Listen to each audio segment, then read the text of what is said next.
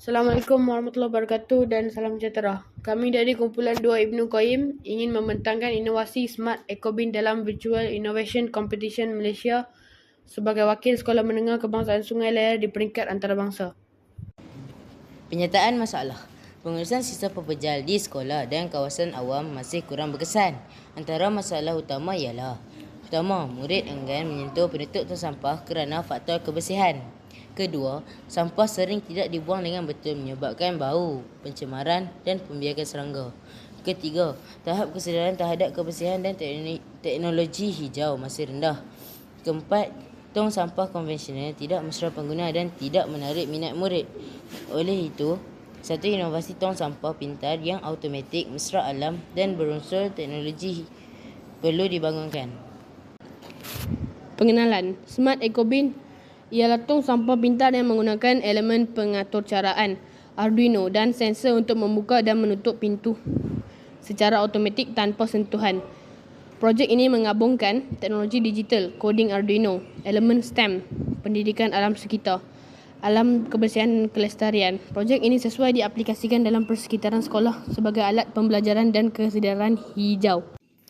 Objektif projek: menghasilkan tong sampah pintar yang boleh dibuka dan ditutup secara automatik, menggalakkan amalan kebersihan tanpa sentuhan, meningkatkan kesedaran murid terhadap teknologi hijau dan inovasi, menerapkan elemen STEM dan koding Arduino dalam PDP, menyokong amalan kelestarian alam sekitar di sekolah.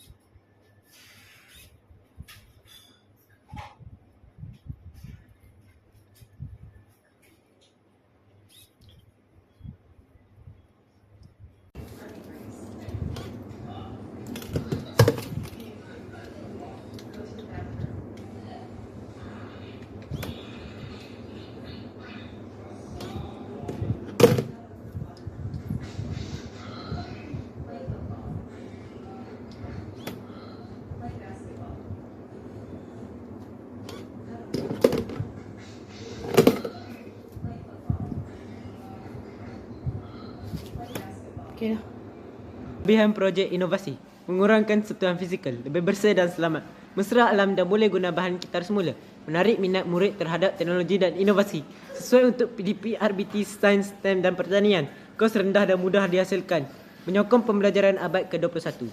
Sustainable Development Goals (SDG). Projek Smart Ecobin menyokong beberapa matlamat pembangunan mampan SDG, antaranya SDG 3, Good Health and Wellbeing, persekitaran bersih dan bebas kuman. SDG 4, Quality Education, pembelajaran berasaskan teknologi dan inovasi. SDG 11, Sustainable Cities and Communities, pengurusan sisa yang lebih sistematik. SDG 12, Responsible Consumption and Production, amalan pengurusan sisa dan kitar semula.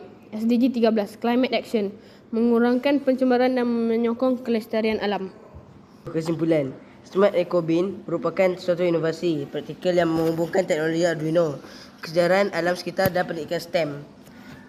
Projek ini bukan sahaja membantu meningkatkan kebersihan persekitaran sekolah, malah melahirkan murid yang kreatif, inovatif dan prihatin terhadap kelestarian alam sekitar.